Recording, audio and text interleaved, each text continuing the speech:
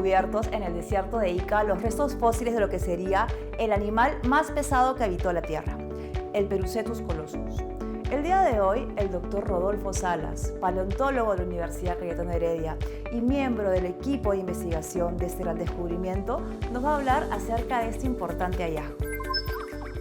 Doctor Salas, muchas gracias por recibirnos nuevamente en su laboratorio y esta vez para comentarnos una noticia tan importante que está sonando bastante. ¿Qué nos puede decir, doctor Salas, de este cetáceo coloso del Perú? Yo me emociono mucho cada vez que puedo hablar sobre el Perucetus colossus, este animal que nos ha sacado de nuestro conocimiento normal, de lo que sabíamos sobre los animales, sobre el tamaño, sobre el peso. Este animal, bueno, ha sido una sorpresa. Este descubrimiento empezó en 2012 aproximadamente. Mario Urbina, mi colega, con quien empezamos paleontología hace más de 20 años y nos decidimos que la paleontología podía ser una ciencia importante en el Perú. Él lo encuentra y al comienzo, bueno, no estaba nadie muy seguro de lo que era.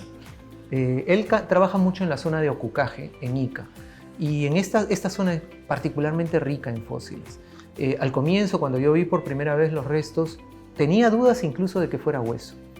Bueno, este fósil es increíble. El Perucetus colossus se publicó hace menos de una semana en la revista Nature. Es una revista súper prestigiosa y los más grandes hallazgos del planeta han sido publicados en este lugar, así que en esta revista. Así que nos ha dado una cobertura enorme. Sabemos que este es uno de los animales más pesados que ha existido en la Tierra. Y bueno, estamos muy contentos porque es una oportunidad también para poder hablar de paleontología y de ciencia y que los jóvenes se interesen en estos temas. Doctor, ¿y qué características anatómicas, morfológicas tenía este cetáceo? Bueno, es muy diferente a cualquier otro cetáceo. Incluso a sus parientes más cercanos que vivieron en el Eoceno, este animal tiene las vértebras súper sólidas, súper compactas. El hueso se ha transformado muchísimo. En general los animales tienen huesos porosos y hueso esponjoso en el interior y solamente el hueso compacto queda en la superficie del hueso. Pero en este caso todo el hueso es compacto, absolutamente compacto. Eso en algunos animales existe cierto grado de densidad como un poco mayor que en la normal, por ejemplo en los cocodrilos, en las focas, en los hipopótamos, que son animales que realmente viven cercanos al fondo acuático, pero este animal ha llevado esa característica al extremo. Además, los procesos transversales de las vértebras son enormes, enormes, enormes, incomparables con cualquier otro animal, y las costillas no se sabe bien en qué posición se fijan. O sea, es un animal muy, muy enigmático ahora, porque solo tenemos 13 vértebras y unas cuantas costillas. Y hablando de estos animales gigantes, cetáceos gigantes, ¿qué cosa es lo que diferencia a este cetáceo descubierto recientemente con, por ejemplo, la ballena azul? Bueno, esa es una muy buena comparación porque ambos son dos animales gigantescos. Uno de nuestro tiempo, la ballena azul, y que parecía ser el animal más grande y más pesado de toda la historia de la Tierra, y el Perucetus, el nuevo cetáceo del Perú de 39 millones de años, que probablemente ahora es el animal más pesado de la historia. Ha desplazado tal vez a la ballena azul de este título. ¿Y cómo sabemos eso? Hemos hecho estimaciones de la masa corporal a partir del peso del esqueleto. O sea, hemos tomado medidas del peso de esqueletos de muchos animales, incluyendo dinosaurios. ¿Y cuánto ese peso del esqueleto representa para el animal? Entonces, haciendo una progresión, estadísticamente ahora sabemos que la ballena azul, bueno, tiene una proporción de un esqueleto de más o menos 800, 900 kilos, casi una tonelada, pero el animal pesa como 100 toneladas. En cambio, el Perucetus tenía un esqueleto de más de 3 toneladas de peso. Y con ese peso de esqueleto, más o menos, calculamos que el animal debe haber pesado unas 200 toneladas. Entre 100 y 300 toneladas, 200 más o menos en promedio. O sea que es muy probable que sea ahora el animal más pesado de la historia de la Tierra y los libros de biología se van a tener tal vez que cambiar, ¿no? Porque en todos los libros sale la ballena azul como el animal más pesado, pero este ahora podría ser el más pesado de todos. O sea, es un hito en la ciencia. Es un hito en la ciencia y ahora también es uno de los más enigmáticos porque no sabemos mucho de él. ¿Qué cosa, lo repite varias veces, ¿no? El más pesado. ¿Qué cosa implica ser el más pesado? Bueno, eso significa que nuestro conocimiento sobre hasta dónde puede llegar la masa corporal, hasta dónde puede llegar el tamaño de los animales, cambia, ¿no? Teníamos un límite y unas estimaciones que la física nos decía y la biología, que los animales no podían ser tan pesados o tan grandes.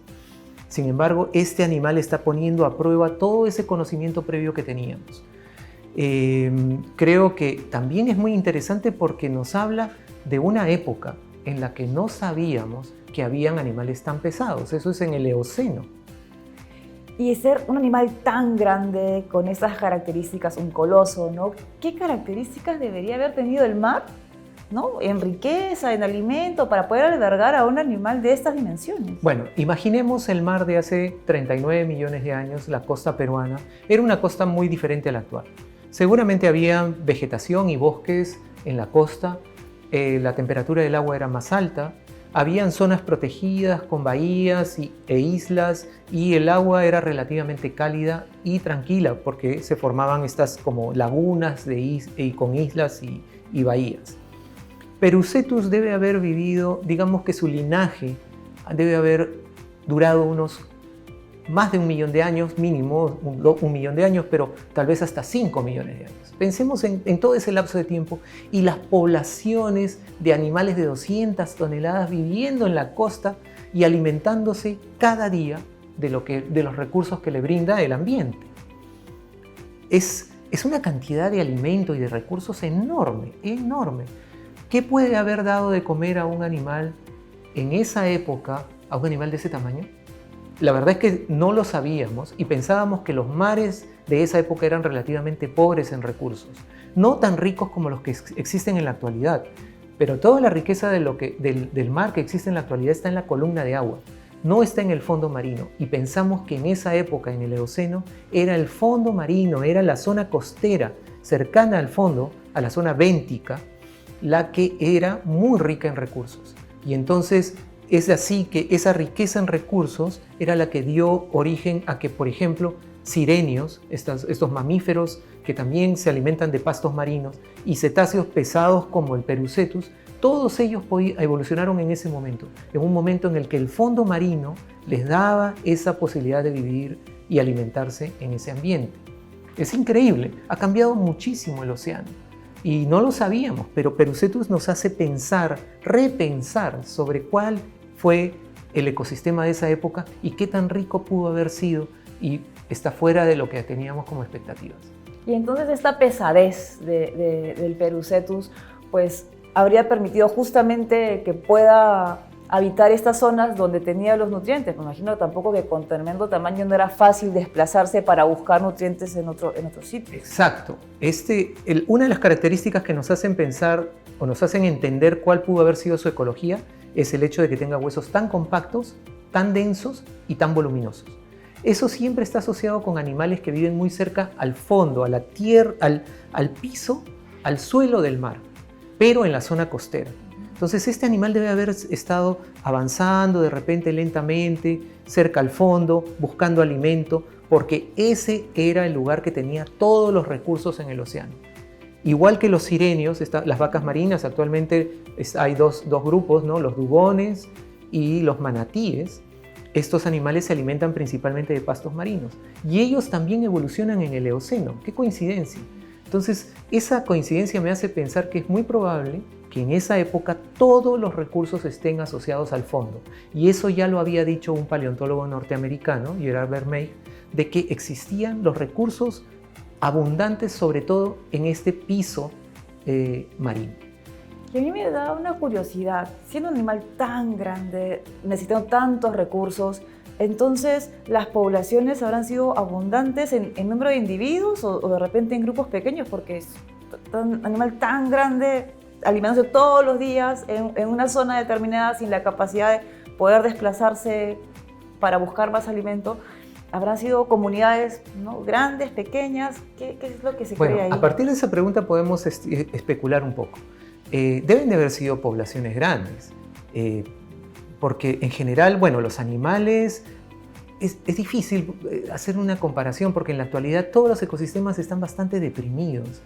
Pero yo puedo pensar que debieron haber sido poblaciones grandes y que esta zona costera del Pacífico Sudeste, ¿no? Lo que corresponde al Perú, debe haber sido una zona particularmente rica.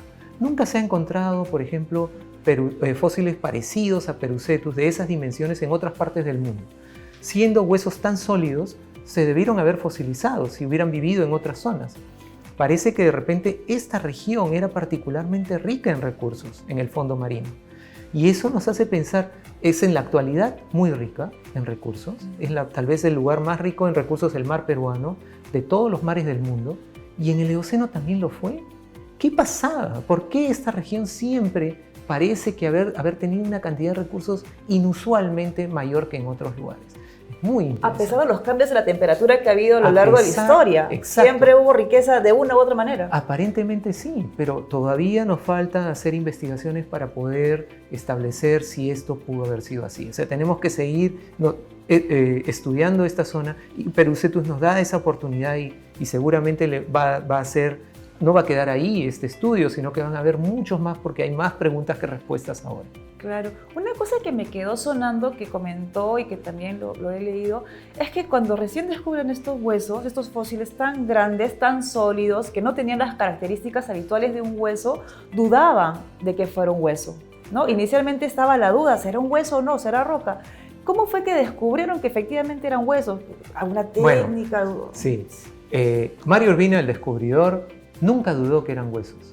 Él desde el comienzo estaba absolutamente seguro y me llevó al campo para decirme, mira, quiero que veas lo que he encontrado, quiero que me digas lo que es. Porque así trabajamos usualmente nosotros, ¿no? Él está trabajando en el campo, encuentra cosas nuevas y me dice, a ver, Rodolfo, ven, dime qué cosa es qué puede ser esto.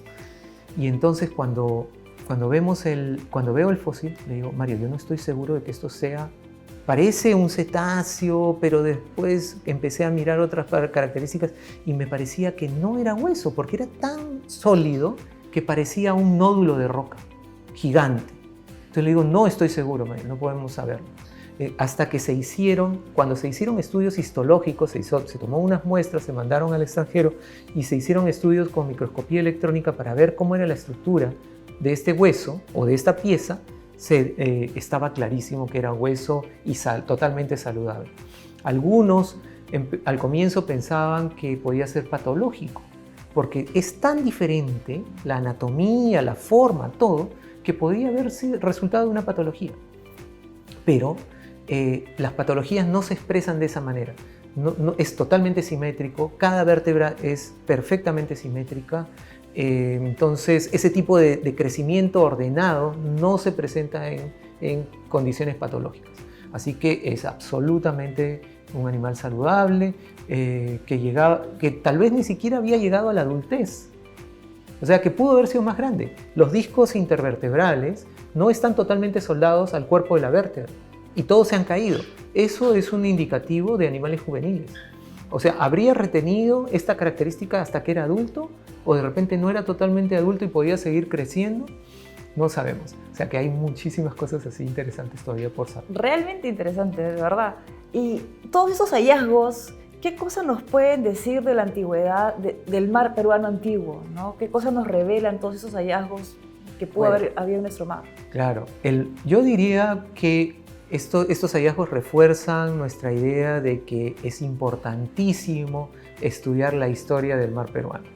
El mar más rico del planeta requiere ser estudiado para entender cómo se produjo esta riqueza. Hace 39 millones de años, en un mundo cálido, con temperaturas mucho más altas que las actuales, con corrientes oceánicas que iban en otros, tal vez de otra manera, sin casquetes polares, era un mundo totalmente distinto, pero ya rico en recursos. Ese mundo también es importante para entender nuestro mundo actual. O sea, vamos rumbo a un calentamiento global y necesitamos tener toda la evidencia alrededor de cómo funciona este océano. En la evidencia del pasado, de repente los Andes no eran tan altos, eran mucho más bajos. Todas estas cosas, estimarlas, estudiarlas, nos permiten entender mejor cómo sucedían las cosas y por qué tenemos el mar más rico del planeta. Y algo que ha mencionado que a mí me parece que es como que esperanzador, es que este mar ha sido rico siempre. Independientemente de los cambios de temperatura, de los cambios ambientales que han existido, porque la riqueza ha variado en características, ¿no? Pero ha sido rico siempre, lo que ha permitido que siempre hayan poblaciones de animales que, bueno, nos da la esperanza de que si las cosas siguen cambiando, pues siempre habrá un recurso disponible. Sí, van a cambiar los tipos de recursos, ¿no? En esa época los recursos estaban en el fondo marino. Ahora en la actualidad están en la columna de agua, pero ambos eran particularmente ricos. No sabemos si eran más ricos que los otros en otros lugares, pero el hecho de que ya exista un animal tan grande que requiera tantos recursos para alimentarse nos hace pensar, ¿no? Nos hace generar ideas, hipótesis de qué podría haber estado pasando. Bueno, ¿no? Lo que abre también muchas posibilidades para estudiantes, para jóvenes que están viendo que la ciencia no es algo aburrido, ¿no? Que es algo que cada día le puede dar a uno satisfacciones, que no sabe uno lo que va a encontrar. Por ejemplo, en el caso de la paleontología, cuando va al campo y camina entre rocas, tiene la posibilidad de traer un tesoro que nadie ha visto y que podría dar muchas pistas sobre el pasado. Eso es fascinante. Cuando uno es paleontólogo, la verdad es que es muy reconfortante, cuando uno tiene la pasión de encontrar y de buscar cosas, realmente es muy placentero. E incluso puede cambiar la historia. O la historia que conocíamos. Sí, pues, puede cambiar la historia que conocíamos, ¿no? Ahora Perucetus va a hacer que se reescriban algunos libros de biología, ¿no? Vamos a tener que desplazar a la ballena azul de ser el animal más grande y vamos a tener que ponerlo a Perucetus, o el más pesado, y vamos a tener que poner a Perucetus en esa cumbre. Y eso, bueno, también pone al Perú en los ojos del mundo, ¿no? La paleontología era una ciencia que no era muy desarrollada en el país, pero que en los últimos años ha tenido un despegue importante, con colecciones científicas en el país, con jóvenes que se están formando, con laboratorios que van creciendo. Todo eso nos hace pensar que tenemos un futuro importante para esta ciencia. Ha dicho algo importante, colecciones. ¿Cuál es la importancia, la relevancia de estas colecciones? Bueno, las colecciones científicas son los archivos de la historia de la Tierra y en realidad de la vida, ¿no? Colecciones de biología, por ejemplo, de esqueletos, de pieles, de plantas, son muy importantes porque es como un acervo, es una biblioteca. De esas colecciones, de cada una de esas muestras se pueden hacer cientos de análisis, ¿no? Y está ahí todo ordenado como si fuera una biblioteca. De fósiles, son archivos de la historia del pasado, ¿no? De todo lo que ha sucedido en el pasado tenemos evidencia en esos fósiles. Y gracias a la tecnología, tenerlos catalogados, ordenados con todos los datos, y la tecnología podemos hacer muestras y podemos hacer análisis adicionales cada vez que uno tenga una idea o aparezca una nueva tecnología que permita, por ejemplo, extraer ADN de huesos cada vez más antiguos. No, o sea, las colecciones científicas son muy valiosas y debería de ponderarse su formación en universidades y en museos. Ahora aquí en la Universidad Cayetano estamos formando una colección científica de la historia del mar peruano. Y entonces eso también va a ser importante para el futuro y para nuevas investigaciones. Entonces esos archivos dejan un camino abierto, ¿no? Porque de pronto hoy día tengo este fósil y hay cosas que no puedo saber de él porque la tecnología que tengo hasta ahora no me lo permite, pero de pronto en 20 años habrá nuevas tecnologías que me permitan incluso seguir cambiando la historia. Por supuesto.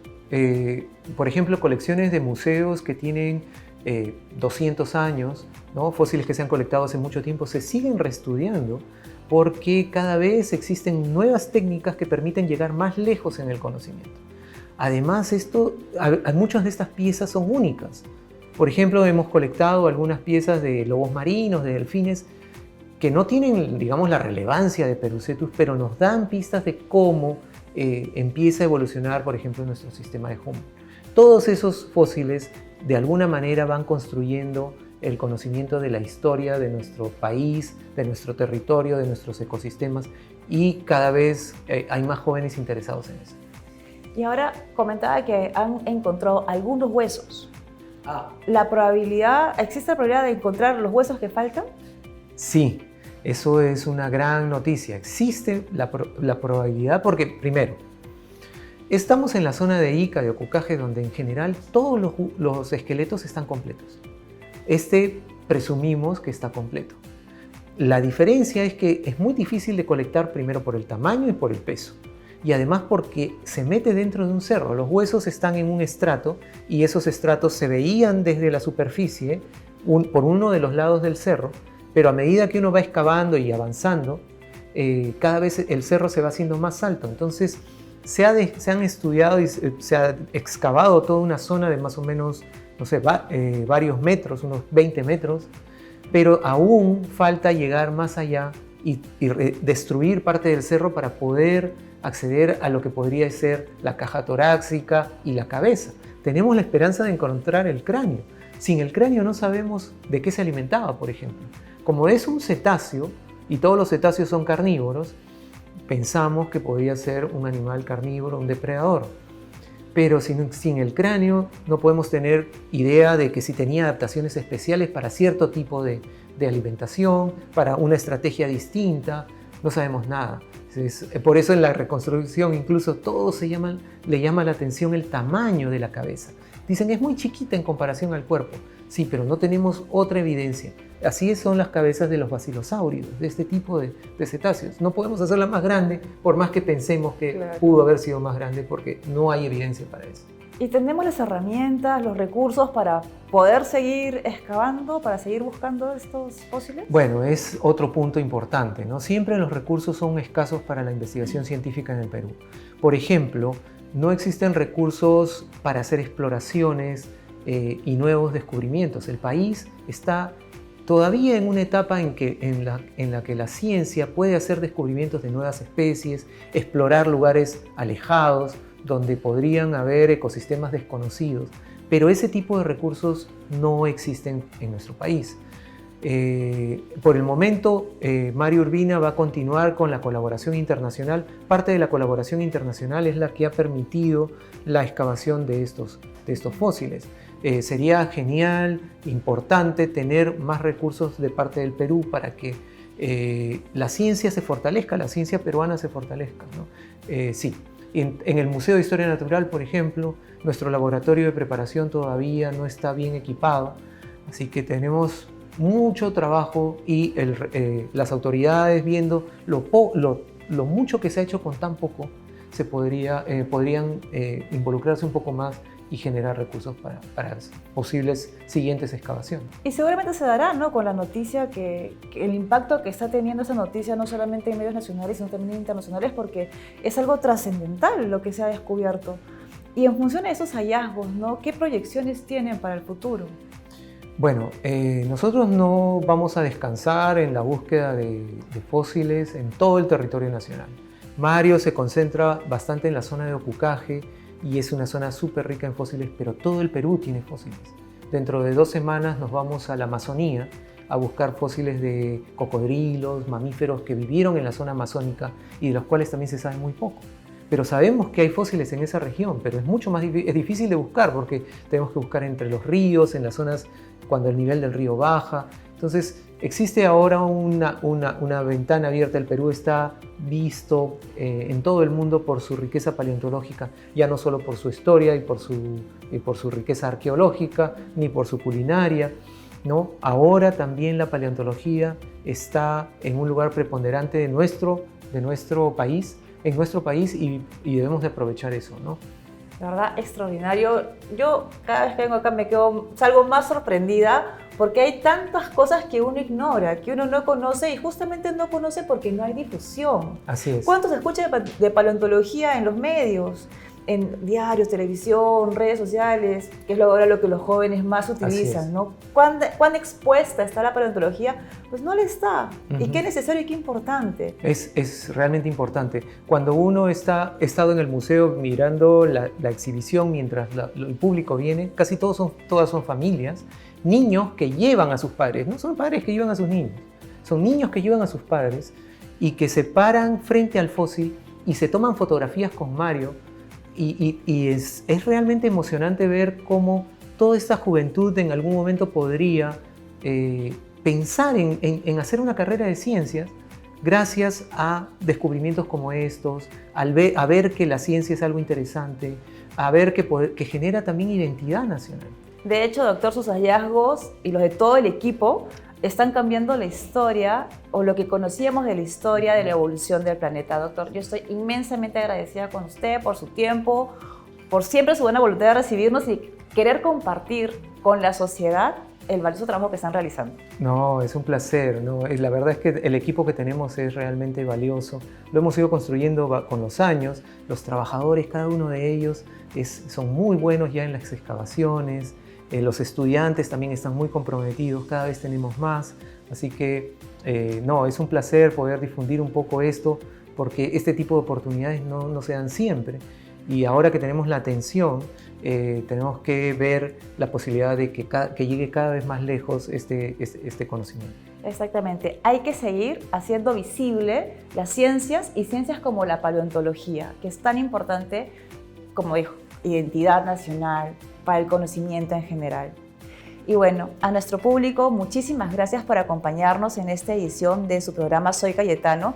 Y los esperamos en una próxima edición con nuevos temas interesantes acerca de investigación y ciencias. Gracias.